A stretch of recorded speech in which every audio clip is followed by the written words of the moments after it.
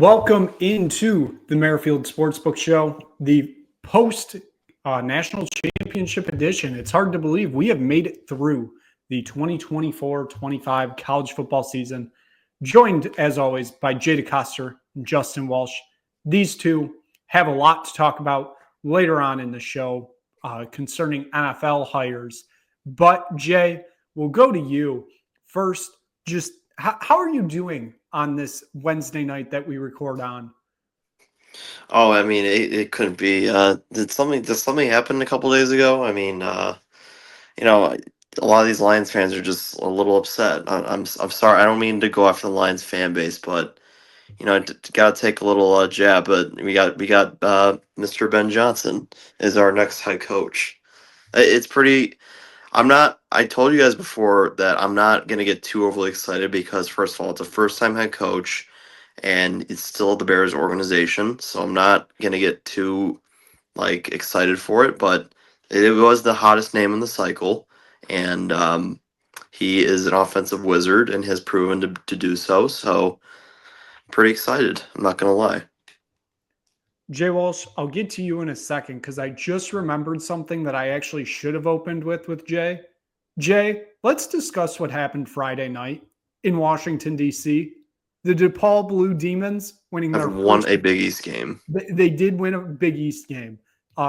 From what I heard from you, streets of Chicago were insane. They were lighting couches on fire. It was like East Lansing in 1999. It must have been immaculate.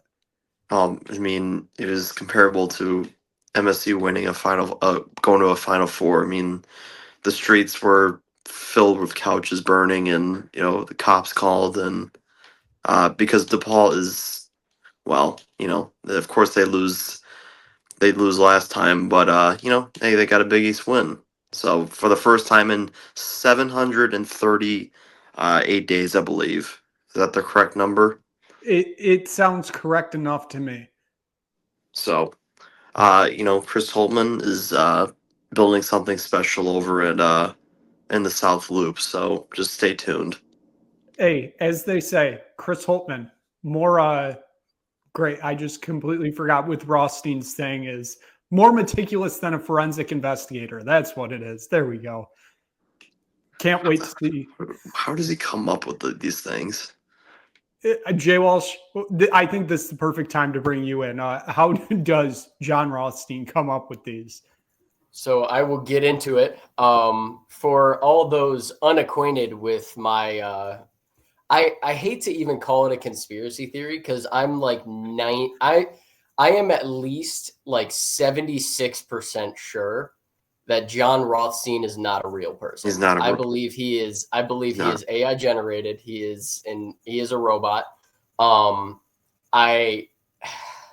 mean, the dude just refuses to acknowledge anything that exists that isn't college basketball. I mean, getting back to the Ben Johnson hire, I saw somebody tweeted at him asking what did he think of Ben Johnson going to Chicago, and his response was, Ben Johnson and the Minnesota Golden Gophers don't go to Chicago this year. So that shows where his head is at. I firmly believe that the man is just not real. I think he is just completely fake. I think everything about him, his persona, everything he tweets out is just generated. And I think he's honestly an experiment to see what the next generation of AI will be like and how it'll interact with people. So I won't dive too far deep into that. Mr. Burt, I'll allow you to continue opening up the show here.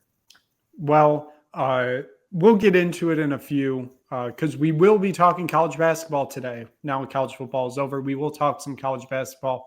We do have friends of the program that are hoping that John Rothstein is in a certain arena on Saturday so that they can meet them.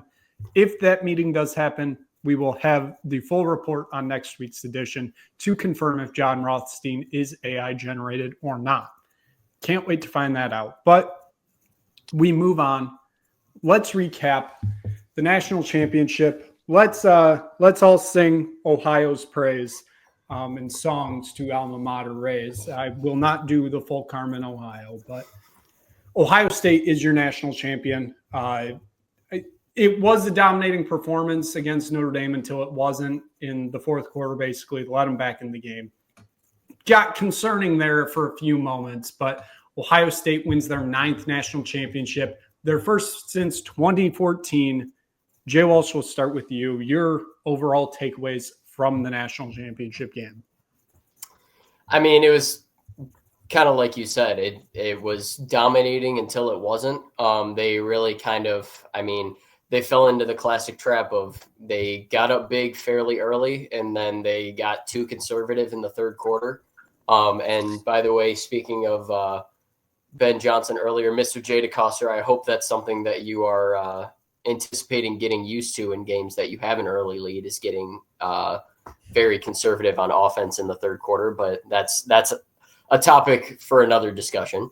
I was ready for trick plays and potential interceptions on trick plays, but oh God, I don't even want to get into that. Anyway, back to Ohio State. I never really thought that they were in danger of losing that game because, I mean, worst case scenario, they were still up 8. The best Notre Dame could do was tie it at that point, and I didn't really trust Notre Dame's offense to be able to do it. Obviously, they were able to score a couple times relatively late into the game, but when push came to shove, Ohio State was just the better team on both sides of the ball. I do kind of think it's very interesting in a number of different ways. And I mean, all the talk all year about how, Kyle McCord was balling out at Syracuse and, things come full circle, and then Ohio State wins a national championship with his replacement. So that's very interesting. As for all the Michigan fans on Twitter saying that this is a tainted national championship and it's weak and all that, I get where you're coming from. If I was in your situation, I'd say the exact same thing, but we all know, I mean, it's all year they were one of, if not the best teams in the country. They had one bad game, and it just was unfortunately against their biggest rival. And other than that, their only other letdown performance of the season was in a 1-score loss at otherwise undefeated Oregon until they beat them in the playoff, in a game in which they very reasonably would have won if their quarterback slid down 2 seconds earlier. So I think everyone in the country knew that Ohio State was very capable of this all year long. Everyone kind of knew that they were probably the most talented team in the country. This shouldn't really come as a surprise to anybody. Jay, Jay Walsh just mentioned the Oregon Ducks. Oregon Ducks, 2024 national champions. If you refer to, I believe it's the Wells poll or something along those lines, but Oregon has technically won a national championship. They will not claim it, but they have won one. It is a split national title with Ohio State. Jay, what are your thoughts on the national champions of college football? Well, I mean, you could say that, but Dan Lanning can't win a big game. I'm sorry, but he can't. It's true. He cannot. Obviously that Rose Bowl, if we're going to talk about that real fast, obviously that kind of was the de facto national championship, and Ohio State. After that Michigan game, was my initial reaction was yeah, they might be done. Obviously they're going to make the playoff, but they're not. I don't know if they come back from this losing to that 6-5 Michigan team, and they got the draw being Tennessee at home, and then I picked Ohio State to beat Oregon, but I did not expect them to just wear them out like that. They're after that I was yeah, this team's win the national title after the Oregon game because they're so reliant. Their reliance on the pass game and how they can just get down the field with Jeremiah Smith and all those guys and Abuka and with Jack Sawyer on defense, what he was able to do against Texas. I mean, I'm not really saying I was surprised, but I'm just like, how did Ryan Day get to the point of losing to a 6-5 Michigan team, the fourth in a row, and now he's a national champion? Like, I just can't really like comprehend that. And then also to Notre Dame perspective, Marcus Freeman going for the field goal there was a little puzzling. I know like they only still lost by one possession, but it was fourth and goal at the 9-yard line. Why are we kicking when there's 9 minutes left in the game and you're down by two? I think it was two scores, I believe. So I don't. Those are just a couple of perspectives I want to point out at. But as far as Notre Dame goes, like I mean, they're still going to be really good. They're going to make the playoff next year, and they're always going to be there. But are they going to win a national champ? You guys think they're ever going to win a natty anytime soon? I I think they have the right coach in place if they're going to. I don't know if they can. It feels like this run was like built perfectly for them up until the national championship, obviously. I think if they would have played Texas, they probably would have had a better shot. But I mean, Hmm. you look at their run against Indiana, a Georgia team that they weren't good this year, and then you had Penn State in the semifinal. Like we talked about Penn State's run to the Final Four being quite easy. Notre Dame's kind of was a little bit on the same level. Obviously, Georgia's still there, but I think they're going to be a constant contender. I just don't know if they ever get over the hump. I really don't. I feel like they're just always going to be the Notre Dame of old. They're just like, I mean, they're always going to like be. I feel like they're always going to be in some sort of a big game. But they're just never going to win that type of big game. Like obviously, it was cool for them to get to the Natty. They were able to kind of overcome that. But are they ever going to win a national title and actually win the huge game? I don't believe. I just don't believe it. They just need to get. They need to get like a stud quarterback in like some recruiting or the land someone sick in the portal because I mean Leonard was fine this year, but he's not. He's a running quarterback. He's not gonna overwhelm me with his arm, and how their defense isn't gonna be that. I mean, Watts is gone next year. Like, how is their defense gonna be? So I mean, they're still gonna be good, but I think this is the year for them to do it. So. Yeah, I kind of agree with you guys that I don't necessarily see it in the cards for them, at least short term. It's just the era of college football that we're moving into, and obviously, I mean, I think they will continue, like you guys said, they'll continue to be in these games because the era of college football that we're moving into is going to support the big boys. I mean, it's going to support the blue bloods because they've got all the money. They're going to be able to rake in as much talent as they want to. I don't know. I really don't know what it is because, like I said, I mean, in terms of money, I mean, I was talking about it with my dad the other day. When you're talking about NIL, nobody's got more money than the Catholics. So realistically, if they wanted to, they could put up as much money for the best roster as they want. I don't feel like they will. And maybe part of that is the fact that they do have the academic standards that a lot of other schools like to pretend they have for their athletes, Michigan. But that does kind of play a factor in how many of the best recruits they can bring in. But at the same time, they still manage to bring in all kinds of talent. So I do think they'll continue to be in these big games. I just don't necessarily see them being able to get the job done when competing against an Ohio State or an Alabama or a Georgia consistently. And I obviously, Jay Welsh, you just mentioned, the academic standards, which I think is a reason why the past 2 years, when they have gone to the portal for a quarterback, they've got a quarterback from a private institution in the ACC, whether that be Wake Forest, whether that be Duke. Both those schools have higher academic standards than, say, going out and getting Cam Ward from Washington State. Those are two very different academic standards there, which I do think doesn't help Notre Dame, because you can't go and get a game changer like that in the portal, because just the way that they treat the academics there. And Michigan can claim all they want, academics this, academics that.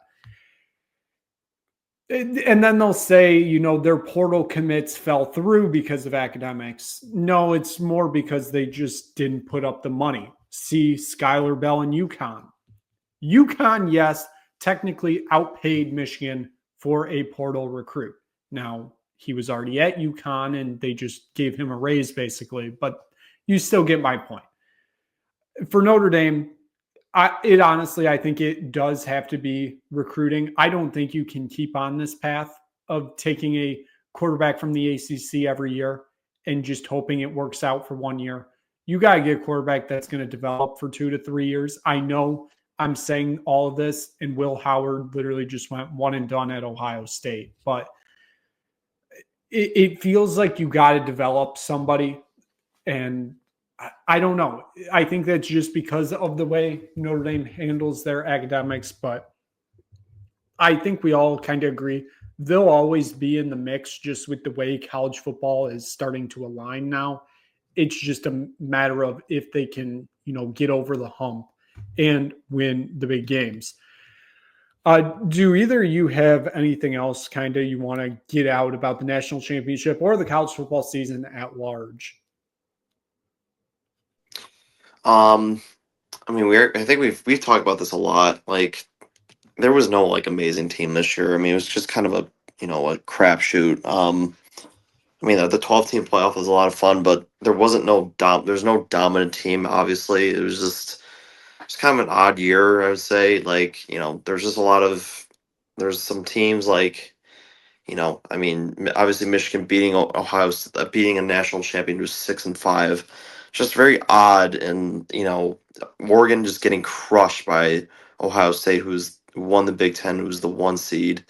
Just a lot of parity, and I guess that's good for the sport, but very odd year, and I kind of hopefully we get that dominant team next year. Maybe that's Ohio State again. I mean, I don't know who. Maybe it's Texas with Arch Manning. I mean, I don't know, like in the early season polls, who's like supposed to be like really good, but kind of hope we get that like dominant team, obviously go back to the LSU days, but kind of hope we get that like dominant team again. I feel like that would, be really good for this. It'd be really good for the sport, but also parity is important. But it was just kind of an odd year with a lot of, just there wasn't a lot of like great teams.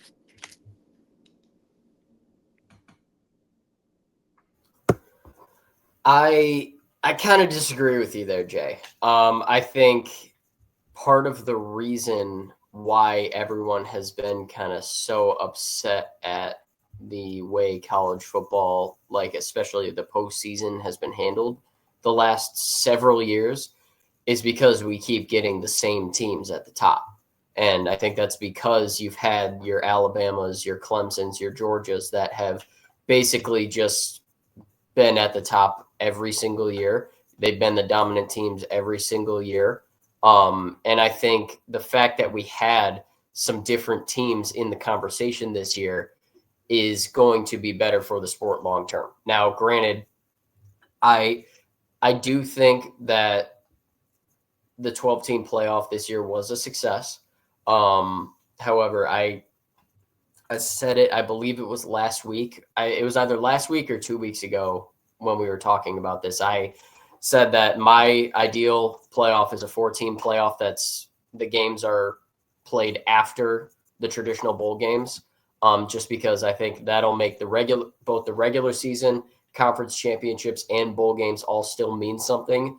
It'll just give more than one team a chance to win.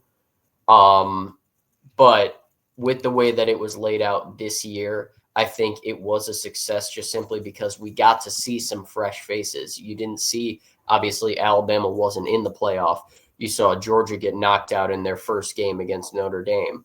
I mean, it to me having fresh faces and being able to have different teams get the chance to play for a national championship, I think is better for the sport rather than just having the same one or two teams competing for it every year, even though they are definitely better teams than any team that was there this year. I think it's just better for the sport to have the different teams being able to have that chance. I kind of completely agree with that point. The fact that there were more teams that had better opportunities this year, obviously, like you do look at an Indiana. If this was a 14 playoff year, Indiana doesn't make the playoffs unless they went undefeated and won the Big Ten. If they made the Big Ten title game and lost to Oregon, they wouldn't have gotten the playoffs.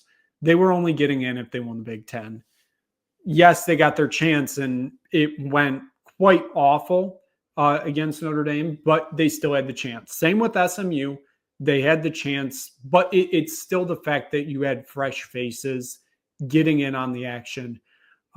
It did feel much better than what it has the past few years, I guess I'll say. But Jay, I do a bit agree with your point also that didn't feel like there was truly one dominant team this year. I honestly, probably the closest to it was going to be Oregon because they were the only undefeated team. But even then, they still had some bad games in the regular season. And then that Rose Bowl performance was horrendous. But I do think that played a part in the fact with the parity this year is because we didn't have that one great team. It's going to be interesting to see if this continues, and then we can obviously attribute that to the portal and equaling everything out, all that stuff. It's going to be interesting to see if that happens. I'm not confident in that. I think next year, I'm not expecting another year like this year. I think we'll have a few dominant teams. I think we're looking at an Ohio State, probably looking at Texas. Oregon's probably still going to be very, very good. But I mean, we'll see. That's the whole thing of this. I mean, I feel like the portal is going to reopen in like 2 weeks, it feels like. And then all the teams are going to look different again. So it's going to be interesting to see how it plays out. So with that, we'll move on to the NFL. And we would be remiss if we did not take a look back at last week and one game in particular. Jay Welsh, I don't know if you can see just because of the picture of my face, obviously, but can you tell what this card is right here? Just quick question. Can you tell? I can't, but I suppose you're going to tell me anyway. Well, this isn't going to work either. Yeah, that doesn't work. You can see the links, Yeah. but that is a 1956 Bobby Lane card. Does Bobby Lane ring any bells for you? Absolutely. All-time great. Yeah. So that curse still lives on. As much as people want to say it's dead, the Lions lose. They won a playoff game last year. You still haven't won the only game that matters. You haven't even made it. I shouldn't be talking because the Browns haven't made it either. But yeah, so I'll just hand off the floor to you because I'm sure you got things you want to say. And then, Jay, you can get in about your new head coach. Just let's have at it. Yeah. Did not have a good Saturday night, in case anyone was curious. Obviously, I mean, that was just a really unfortunate time for the Lions to have their quarterback and every player on their defense simultaneously have their worst games of the season. Just not a good time. And obviously, I mean, credit to Washington. They played great. Jaden Daniels has pretty much cemented the fact that he's having the greatest rookie season of any quarterback basically ever. I mean, I don't necessarily think there's really much of an argument at this point. There are a lot of things from that game, and I can't even necessarily blame Aaron Glenn just simply because of the amount of injuries that happened on this defense. The fact that, I mean, you're rolling into a playoff game as the number 1 seed, playing third stringers on your D line, playing third stringers in your secondary. I mean, and the fact, to me, the backbreaker of that game is Amik Robertson, after the way he played against the Vikings in that game 17, game 272, to secure the 1 seed, basically holding Justin Jefferson to almost nothing in that game.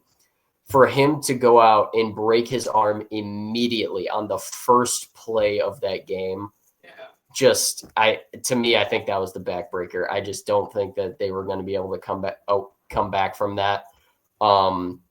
And obviously, I mean, like I said, the offense, they ended up putting up points, but I mean, there's a lot that we can talk about. And Jay, I'll try not to be too harshly critical of your future savior here, but I mean, what are we doing? I mean, you obviously everyone's been talking about the JMO trick play throw, which is kind of a ridiculous play call in that scenario, but the one play call that gets me the most upset from that game is, I believe it was the second quarter. It might have been the first quarter. It was in the first half. 3rd and 1. At this point, Jahmyr Gibbs is averaging like 9 yards a carry. Just been absolutely tearing up the Commanders defense every time he touches the ball. You have a quarterback in Jared Goff that is by far his most effective. He is the most effective in play action pass. So combining the fact that you have a quarterback who is very, very effective in play action with the fact that you have a running back who has run for almost 1,500 yards on the season and is currently averaging about 9 yards a carry in that game, and you run an empty gun set on 3rd and 1 in opponent territory, when Dan Campbell is well known to go for it in situations like that on 4th down, even if you don't get the 3rd down. For the life of me, I don't understand that play call at all. Hand it off to Jahmyr Gibbs. Let him try to get the 1st down. He likely does. If not, go for it on 4th down. Then you can pass all you want or run again. I think my biggest critique of Ben Johnson all season has been that he often outsmarts himself. He tries to be too cute. He tries to be the smartest guy in the room, and it bites him in the ass, and it bites the Lions in the ass. And unfortunately, it happened at this point in a game that we were not able to overcome it. So, yeah, not fun, but the Lions will be back. Their window is certainly not closed. Anyone who is freaking out about, the Lions are never getting back to the playoffs, you're an idiot. With that, I will transition it over to Mr. DeCoster. No, I agree. I agree with a lot. Like, I was watching the game and I was texting with some buddies, like, why did he go the empty set shotgun on 3rd and 1, and why is he running the trick play in that moment? It's just a lot of questionable decisions, and why is he not running the ball a lot more? Because I think Jahmyr Gibbs is averaging like 8 yards a carry. Like, what are you doing, dude? Like, that had me a little hesitant. I was like, I don't know. This guy's getting way too cute. He's like, trying to outsmart trying to outsmart himself. I mean, overall, I wanted him after the Green Bay game where the Lions beat the Packers 34-31. I said I'm all in on this guy. And he's just a offensive mastermind. He seems like a very smart guy. He seems like he wants to that's the reason why he took the Bears job. He wants to help Caleb Williams. He wants to, obviously he wanted to be a head coach, and he wants to develop a really good offense with his own team. He was the number 1 guy, and I think he's a very, very good. He was a great offensive coordinator. This isn't like Matt Nagy calling plays for 6 games and getting the job. No, he's been doing this for 3 years and he's done it really well. So I like the hire. I'm a little skeptical that he can get way too cute like what he did on Saturday. And I'm also, we talked about this earlier, that he does not have a Penei Sewell. He does not have, I mean, DJ Moore is a poor man's Amon-Ra St. Brown. He's a very solid receiver, but he's not Amon-Ra. Sam Laporta or Cole Kmet is not Sam Laporta, and the Bears do not have the offensive line. They have some good weapons, but how is he going to be able to utilize that without having those that offensive freight train? It's going to be interesting to see, but I do like his offensive philosophy. He's the modern day offensive coordinator that you want, and the offensive mind that you want, and I am pretty excited because the Bears haven't made a big splash like this, I don't think, ever, since like Ditka, to be honest with you, because all the hires they make are former offensive coordinators that are not like obviously Nagy was a former offensive coordinator, but he was not the hot name. He was like a pretty solid name, but he was not like the big splash. Like the Bears pay him $13 million. That is unheard of for a first time head coach. Like they'd be paying him Harbaugh money for that. And I'm glad they made the hire. I mean, I thought they would hire a Brian Flores or a McCarthy, and I was like, wow, they actually did it, and I'm pretty excited. And it's the Bears Lions rivalry is going to be so fun now because like Lions fans they're despising Ben Johnson. I don't know about you, Jay Walsh, but I mean they like they're saying this guy's public enemy number one, which look, I get it's in the division, but like you knew he was leaving. Like, why are we so upset that he left? You knew you guys like you thought he was leaving last year, and then and he somehow came back, and you knew this was coming. But in the division is a little annoying, and the NFC North is wide open, and it's gonna be fun to watch. So I'm excited. So just to kind of answer that, I actually tweeted this out the other day. I have no issue with Ben Johnson going to the Bears. I am not upset with him at all for that, and I think any Lions fan that's upset with him for going to the Bears is just thinking purely in their own self-interest. You have to realize this is a job for these guys. This is their career. This is what they do for a living to provide for their families. They have to put themselves in the best position to succeed. If you're telling me straight up that you think Ben Johnson going to the cluster F, that is the Raiders, over the Bears would be better for his career long term, you're out of your mind.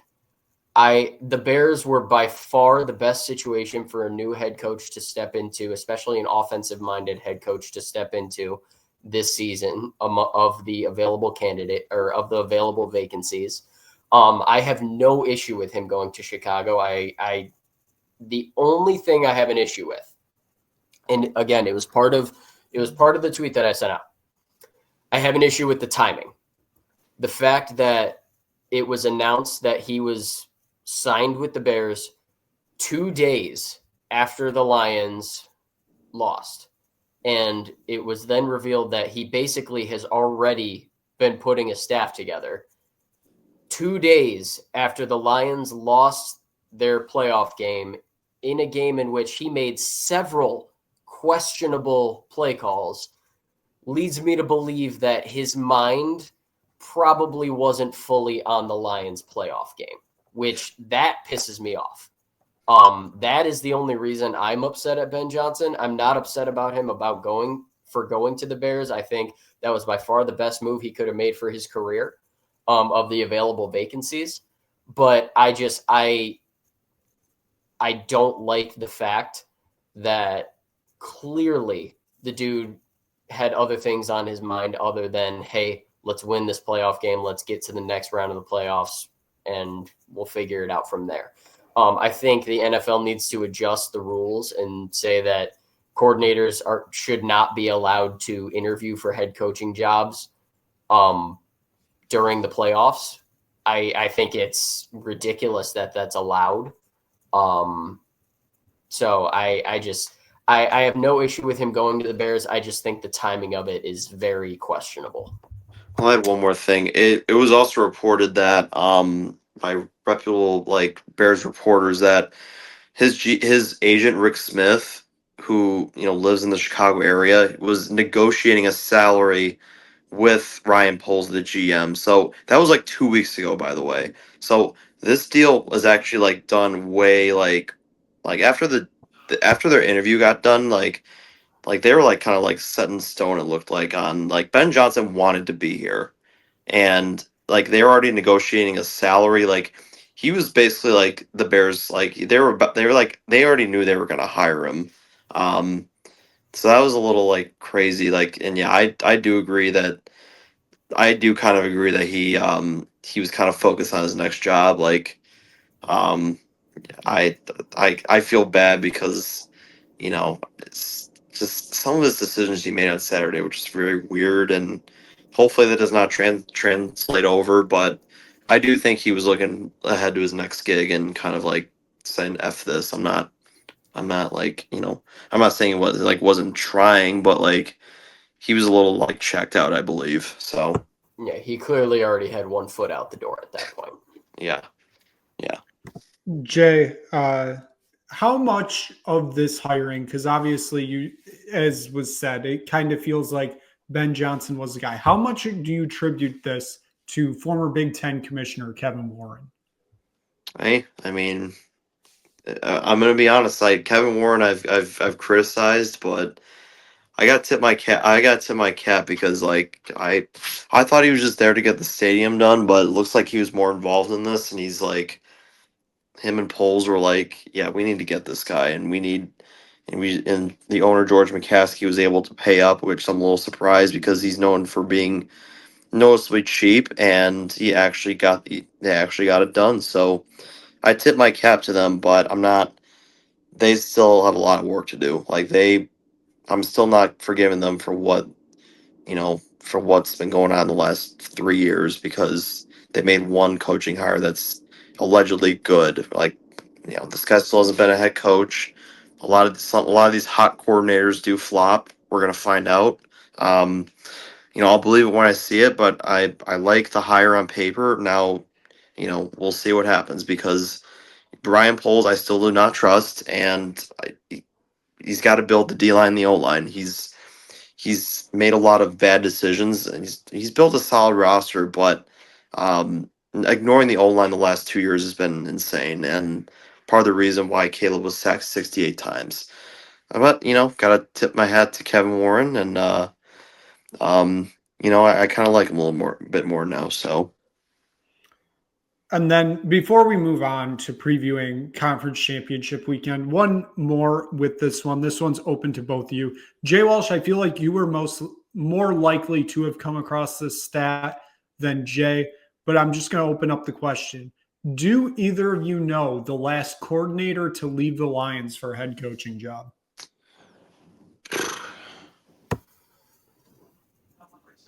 I don't know. It's got to be in the 90s or something. Oh, is it? I know. Never mind. It was not Dave Wanstead. He coached Dallas. Yeah, I did not see this, so I'm very interested to hear who this is. I will give you a hint. The president of the United States of America at the time was John F. Kennedy. The coach was Don Shula. He went to coach the Baltimore Colts. Of course. Lions legend Don Shula. Yes. Surely that's what he's known best for in his football career, is being a Lions assistant. Yep, Lions legend. They really should put him in whatever the Wall of Honor or whatever it's called at Ford Field. But he should be one of them. Just like that's like equivalent to Washington Redskins / Commanders legend Matt LaFleur, Kyle Shanahan, and Sean McVay. All on the same coaching staff. All legends. And wasn't why am I blanking on his name? Dude from Miami. Oh, McDaniels. Yeah, wasn't McDaniels on that staff too? I believe he was, yes. My Electric. God. Cleveland Browns legend, Mike McDaniel. Anyway, we should That guy's probably going to be out of a job in a year. Well, let's get it rolling, though. yeah, we should probably get into the games. We're already 40 minutes deep, and we haven't even discussed any of the upcoming games. Hey, it is what it is. We're enjoying life here. AFC, NFC championships this weekend. Both of the games, over-unders 47.5. That's quite interesting. But early game, it is the aforementioned Washington Commanders traveling to Philadelphia to take on the Eagles. The Eagles are 6.5-point favorites. Later game in the day, it's the fourth time we're seeing this game in the playoffs. And boy, do the Bills have history with 4 games in the playoffs, and especially losing the first 3 as the Bills travel to Kansas City to take on the Chiefs. Chiefs are 1.5-point favorite. Jay, we'll start with you. Your thoughts on both the games and who you think will be playing in Super Bowl, I believe it's 59. Yep, 59. I think the Commanders have had a great run. I'm taking the Eagles. I think the Jalen Hurts stuff does concern me a little bit, but I think the Eagles are going to destroy the Commanders up front. The Commanders' run defense is still really bad, and if Ben Johnson had a brain in the second half, they would just ran down their throat, and they would have won that game. I think that the Eagles are going to do the same thing. I think Saquon can go for another 180-yard game because that's all they can really do. Because look, Jalen Hurts he is hurt. I think we all know that. Um, he hasn't been bad, but they're going to rely on the run game. Their offensive line is way too dominant for this game, so I will go with the Eagles. I think and their defense I feel like is just gonna be able to stop Shane Daniels in the spot. They're more healthier, and the Commanders are a great story, but I think this run comes to an end here. I think Eagles are going to the Super Bowl, so I'll take the Eagles minus the 6. I'd probably lean the over. I think the Eagles are able to put up a lot of points in this spot, so I'll take the Eagles. And I think Jane Daniels, Jane Daniels is still really good. I'm not disrespecting him, so I think he can score some points here. So I'll take the over. And then in the AFC Championship game, what a game this is going to be. I cannot wait for this. The NFC Championship's the appetizer, and they get this game. Um, if the refs and the Chiefs are just going to be like a marriage together, you might as well take the Chiefs because what we watched on Saturday against the Texans was a joke, and it's of course Taylor Swift in the stands. You get Caitlin Clark showing up. You gotta love that. But I'm gonna take the Chiefs as well. I can't bet against them. They're just the magic is there. I'm not betting against Mahomes. I believe the Chiefs are 1.5-point favorite. I'll take the Chiefs in a awesome game. I think it's just going to be amazing. I'll also take the over. How can you not take the over in this game? 2 badass quarterbacks battling it out. So I will take the Chiefs in this spot. I want the Bills, but the Chiefs' magic is just there. They just find ways to win. I'll take the Chiefs. So give me Eagles, Chiefs in the Super Bowl. Jay Walsh, we'll move on to you. As mentioned, Jalen Hurts doesn't look healthy, but they have Saquon Barkley and can absolutely run it down their throats. And then in the other game, that should be just an absolute classic of a game. Yeah, I think both of these games are going to be entertaining.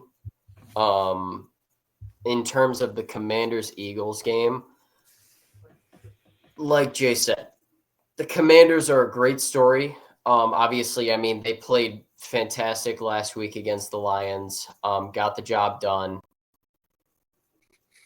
but I think it stops here. It's, to me at least, the Eagles and the Lions were pretty much all season the consensus kind of either, if not the top 2 teams, certainly 2 of the top 3 teams in the NFL this year.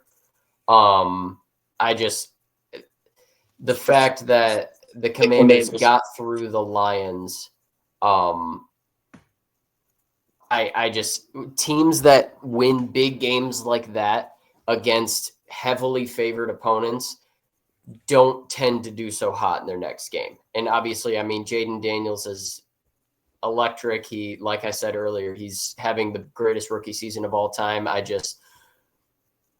don't think they're going to be able to stop the Eagles. Saquon, like Jay said, I mean, if the Lions were smart, Jahmyr Gibbs would have had 200 yards in that game. I think Saquon goes for another 200. He has just been on an absolute tear recently. I mean, he scored. I think I saw in the 2 games that the Eagles played against the Rams this season, he scored 4 touchdowns, and all of them were from 60 plus yards or something ridiculous like that. He's just an absolute monster. I think he runs all over the Commanders. I do like the over here, just because, I mean, like we said, Jaden Daniels is solid, is very good.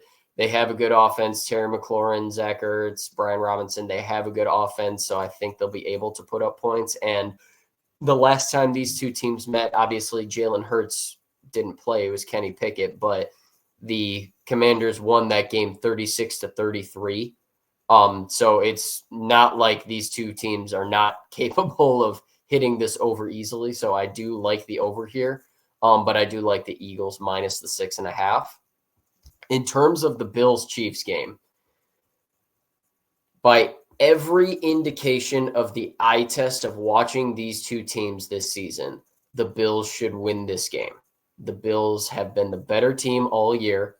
Obviously, I mean, Kansas City went, I believe, 16-1. They did not look impressive basically throughout the entire season. Nearly all of their wins were by single digits. It's just the Bills should win this game, but there's just something about the Chiefs. They're just inevitable. Whether you want to blame the refs, which obviously, I mean, we saw last week, there were some ridiculous calls that even had Troy Aikman voicing up about it. But I mean, when 15 is on the field and Andy Reid's on the sideline, all bets are off. It's just, I can't. I would love to see the Bills win this game. I really want them to win this game because I'm sick of seeing the Chiefs in the Super Bowl, but I think the Chiefs win this game. I do, again, kind of like Jay, I like the over here because I think this is a game where the Chiefs could kind of let it loose in terms of they know they're going to have to put up points to win this game. Whereas I think a lot of games this year, they've been kind of coasting towards the victory, doing absolutely what's necessary for them to win the game. I think this is a game they could cut it loose. I think this could easily be like a 42-35 type game. So I love the over here, but I am regrettably, I'm going to go with the Chiefs minus the 1.5 here, but I really, really want the Bills to win this one. Yeah, from just talking with people at work, obviously, and talking with you guys and other people, it very much seems like everybody wants it to be a Bills Commanders Super Bowl. But I think everybody deep down knows it's most likely going to be Eagles Chiefs just because that's how it's going to play out. The Commanders in the Super Bowl would be fun. Their run defense is awful. Saquon's gonna run all over them, and because of that, I don't think Jalen Hurts needs to be at 100% in this game for them to win. So I think the Eagles win this one, especially given it's at home too. Those Bird fans are going to be insane, to say the least. And then the other game, I really hope it's Buffalo. I think everybody really hopes it's Buffalo, but I've come to the realization and to the point where I can just step back and kind of realize this Chiefs team and the run that they're going on right now is basically the equivalent for us to the 90s Bulls. We're most likely never going to see something like this type of run ever again. If they obviously win this game and go on to win Super Bowl, first team ever to win 3 straight in the Super Bowl era, obviously. But it just, I mentioned at the beginning, it's the 4th time these two teams are meeting, and the Bills are 0-3. And you look back to the 90s, Bills going 0-4 in consecutive Super Bowls. I think it's going to be the Chiefs. I think it would be fun if the Bills win and they face the Eagles, and then the Eagles win the Super Bowl, because then the Bills would have lost to every NFC North or NFC East team in the Super Bowl, because they lost to the Giants, the then named Redskins, and then the Cowboys back to back. I think that would be a funny stat, although it would be completely awful for Buffalo. Just given, 5 Super Bowls in a reasonable person's lifetime, that's a lot to lose. But I think we're going to end up with another Eagles-Chiefs Super Bowl. Well, it is what it is. It's just this Chiefs team. Jay Walsh, you said it. They went 15-2 this year. They went 15-1 in games they tried in, because that Bo Nix masterclass week 17 or week 18, whenever it was,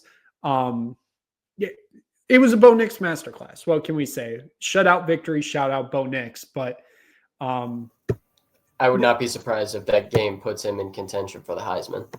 Hey, he's frisky and he's having fun. What can we say? You learn this offense quick. He is a dark horse for the Heisman. But this Chiefs team, we saw it in the regular season. They were just skating by, even though they were winning. They turn it on in the playoffs. It always seems like they do. They find another gear.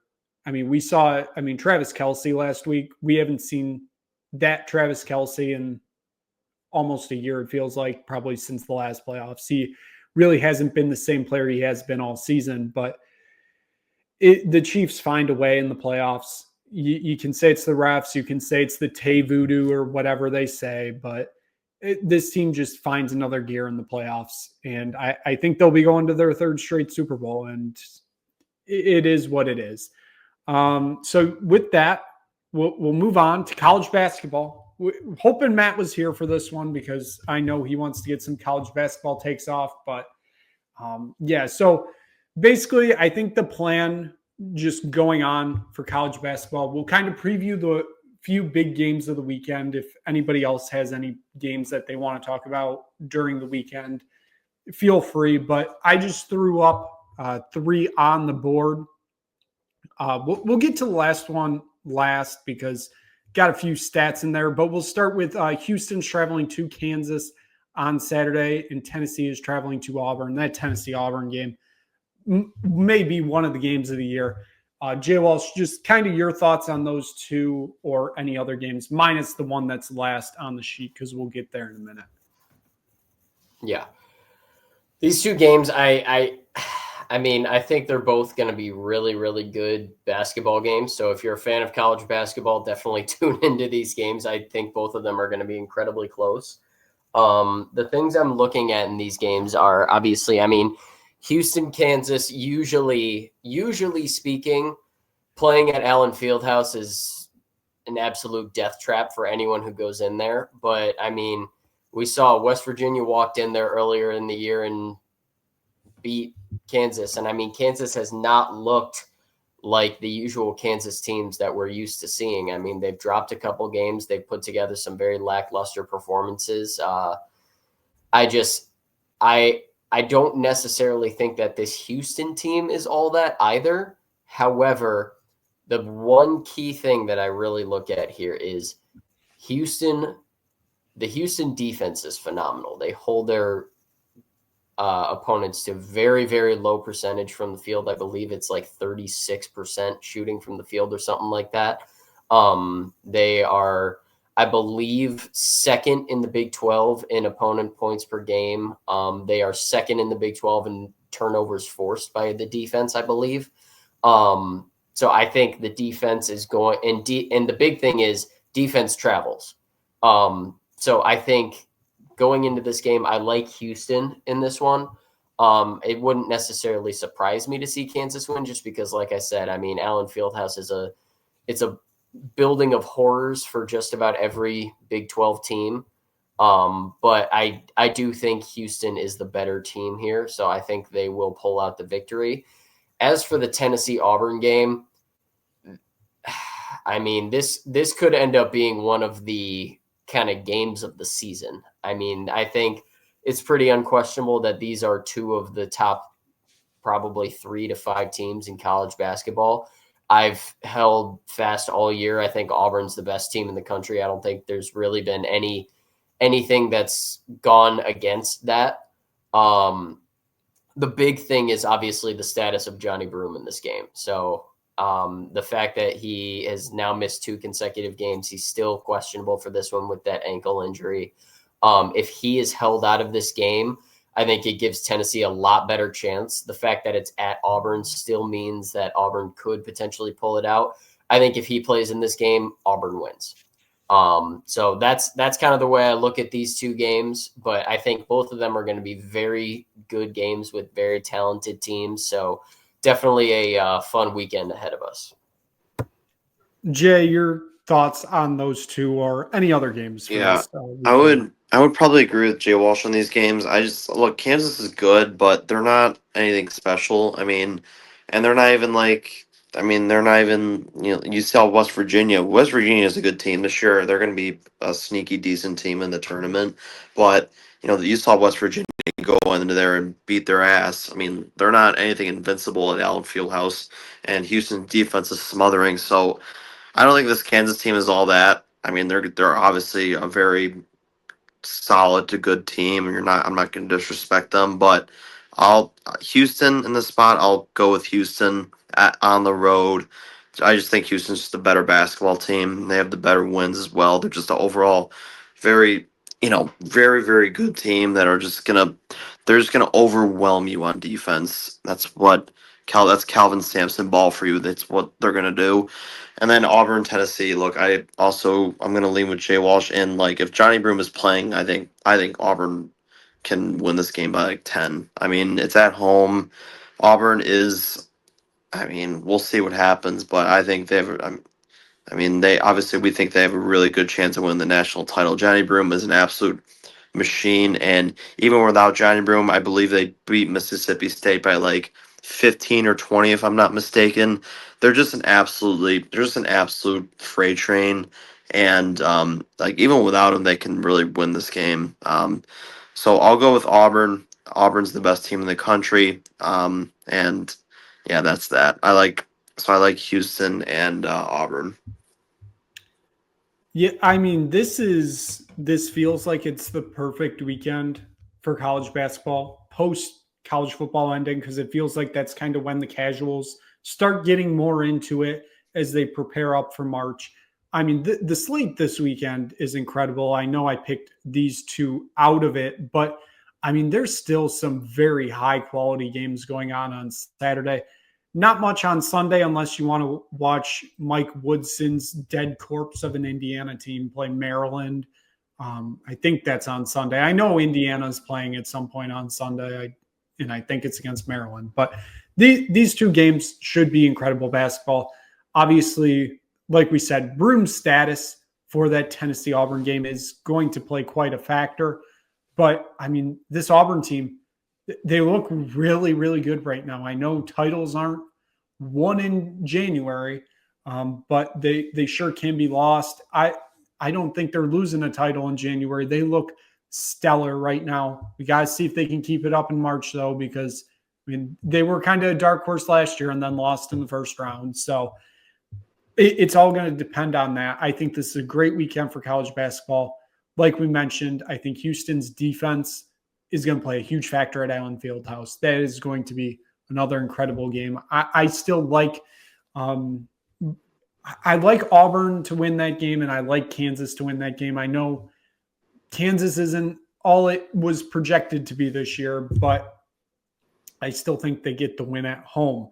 I mean, you look at other teams like Iowa State. I believe they're going to Arizona State this weekend. That's going to be another incredible game. Kentucky's traveling to Vanderbilt to face off against A.J. Hoggard. Not a friend of the program, but he's a name that we know on the program.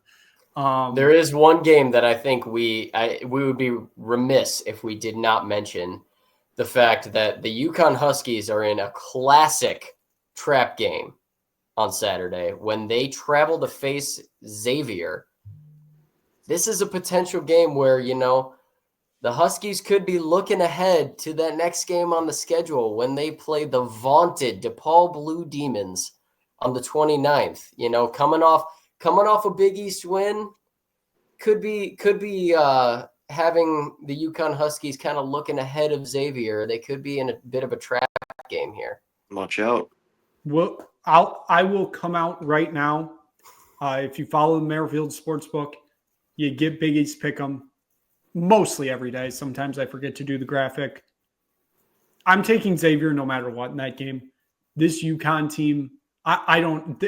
It's kind of getting scary. Like, we're starting to get in worry territory. Like, hey, this team may not be as good as we thought they were. My biggest hope is this is a repeat of 2023, when I believe they won 2 whole games in the month of January, and then just kind of ripped through the Big East the rest of the year en route to a national title. But we're starting to get in worry territory with this team. I think I'm taking Xavier no matter what on Saturday. I don't really care what the line is. And then in typical UConn fashion, they'll win by 40. But hey, another game we did not mention on the schedule, as I scrolled down the Ken Pom thrill score ratings for Saturday, it is Doug Gottlieb's Green Bay Phoenix traveling to Cleveland to take on one of the hottest teams in college basketball, the Cleveland State Vikings, the nation's second longest active winning streak at 11. They are tied with Houston and the Michigan State Spartans, who play on Saturday against Rutgers. Now, I have a trivia question for you all before we get into this game. What do Fresno State, Georgetown, Rutgers, and we'll say Syracuse, what do those 4 teams have in common? Is it the fact that they have a more recent win at Madison Square Garden than Michigan State? It's along those lines. It is all 4 of those teams have beaten Tom Izzo at Madison Square Garden. That's Tom Izzo's insane. record 4-13 at Madison Square Garden. His wins are against Boston College, Texas, Virginia, and Wisconsin. So, yeah, losses are some incredible ones. Syracuse, Fresno State, Maryland, Syracuse again, Duke, Georgetown, UConn. I wonder what happened in that UConn game and who was the head coach of that one. Kentucky, Michigan, Kentucky again, Kansas, Rutgers, and Kansas State. All losses at Madison Square Garden. Of course, this game is taking place at the world's most famous arena. We are 95% sure that the namesake of this show, Matt Merrifield, will be on the call for Impact Sports at Madison Square Garden on Saturday.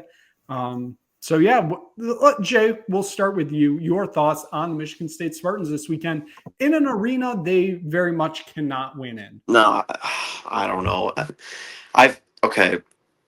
This Michigan State team is really good. That Illinois game was pure entertainment for solely the fact that I think Michigan State broke Brad Underwood and that fan base, and it's amazing because I cannot stand Illinois fans, and they might be the second most hated team in the Big Ten.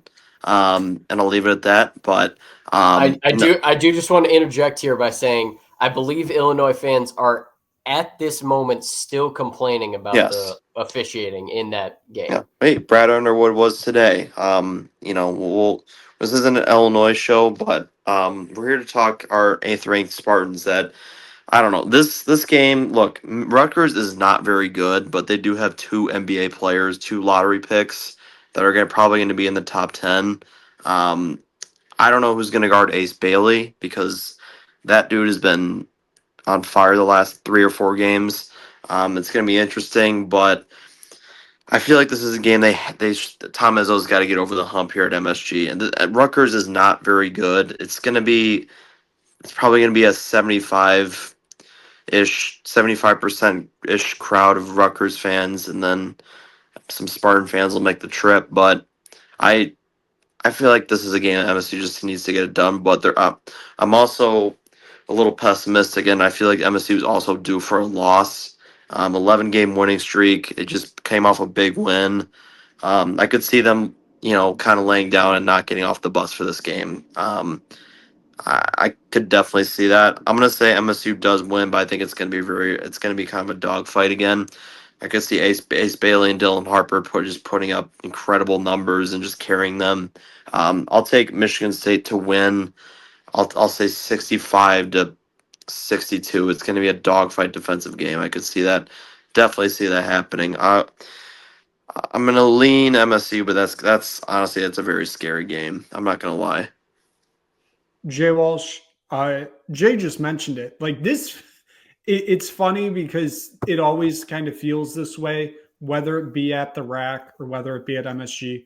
Whenever they're playing Rutgers on the road, it always just feels like a trap game because it always seems like they're coming off a big victory. I don't know why, but it always just feels that way. This 1000% screams of a letdown game, given the fact you haven't played in 6 days.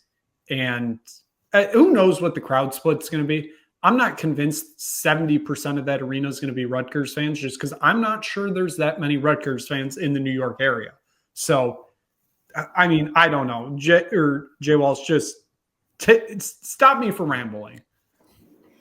Yeah, I mean, there's no question that, this is definitely a game that has danger signs written all over it for MSU. I mean, like you said, this is kind of a classic letdown game. I mean, you're coming off an 11-game win streak, just got a win over arguably, just to piss off the Illinois fans, I'll say the second best team in the Big Ten. But, I mean, going into this game, obviously against a Rutgers team that has not been good throughout the season, this is the classic team. However, this Rutgers team is the classic kind of team that Michigan State always struggles against. Teams that have those big-time NBA prospects, the big-time freshmen who are just out of this world talented. I mean, you've got Ace Bailey, who is just an absolute matchup nightmare. As Jay said, I realistically, I don't know who on Michigan State is going to guard him. Just because, I mean, pretty much all of our best defenders are guards, and none of them are over 6'5". So having to match up with somebody who's 6'10" and can move like a guard is obviously incredibly difficult. And then obviously you've got Dylan Harper, who is also a fantastic player. I've said to multiple people going into this game, this is a game that I could see it playing out like MSU has nobody who scores over 15 points, but they've got a whole bunch of people in that kind of 10 to 15 range. But then you've got Dylan Harper and Ace Bailey combining for 55 to 60 points. So I think MSU does win the game. However, I don't feel good about it at all. And I mean, part of that is, like I said, this is kind of the classic team that MSU struggles with. This is a classic letdown spot, and MSU usually, if not always, sucks at Madison Square Garden. The only saving grace is this Rutgers team outside of the two freshmen is not good at all. So I do think MSU will win the game. I think it'll be a lot closer than it realistically should be. However, I would be remiss if I didn't include the fact that, and this goes for basically all of my predictions. I'm sure we're going to talk about Michigan State games for the rest of the college basketball season. If Michigan State makes their threes, I'm predicting them to beat every team they face.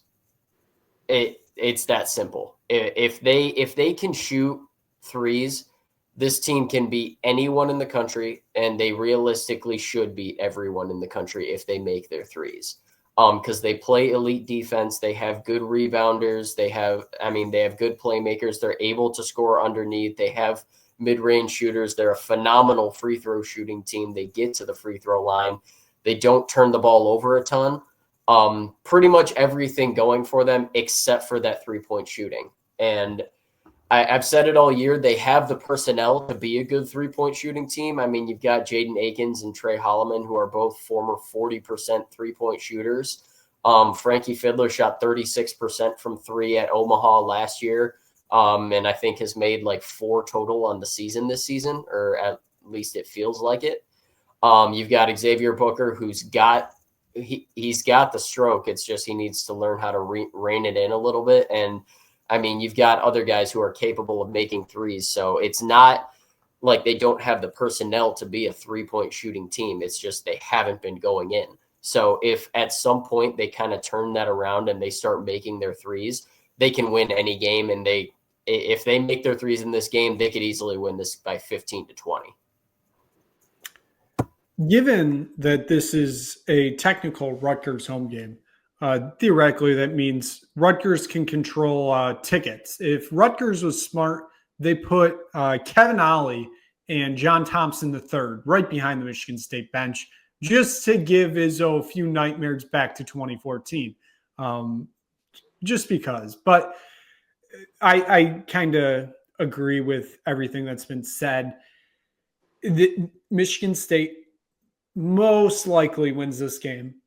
It's going to be closer than it realistically should be. Rutgers is going to stay in this game for most likely 38 of the 40 minutes, something along those lines. They will stay in this game, and we'll get down to 2 minutes. Michigan State will probably only be up by single digits, and people will be freaking out. But Michigan State most likely wins this game, which, I mean, is a miracle given that Tom Izzo can't win at the world's most famous arena. He should be very lucky that I do not think they appear on the NCAA tournament schedule for another 4 or 5 years, I think. I don't get what it is with this arena and him. It's one of those funny stats where it's like Michigan State just plays awful every time they go to MSG. They play like they do at MSG, like most of the teams at the Final Four play, because obviously the perception and depth of being in a football stadium messes with shooting. That's how Michigan State plays at MSG. It's like they don't know sight lines and depths for some reason of the world's most famous arena. Couldn't be my UConn Huskies, though. That is Storrs South. Matt, when you watch this, Storrs South better be mentioned at some point during the broadcast on Saturday. I know it doesn't fit in at all, but it's got to fit in somewhere. Michigan State finds a way to win this game. So given that, I think we'll wrap it up here for this episode. Kind of went a bit longer, but hey, it is what it is. That is sports. There's always so much to talk about in so little time. So for Jay DeCoster, for Justin Walsh, for Matt Merrifield, who's not here, that is going to wrap it up for this edition of the Merrifield Sportsbook Show. Make sure you subscribe to the Nick Bird Sports Network. Guess what? Tottenham Hotspur play tomorrow. They're at Hoffenheim in the Europa League.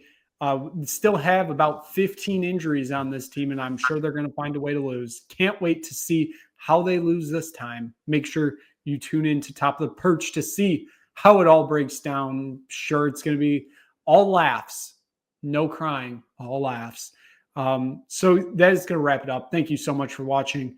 We will see you again next week.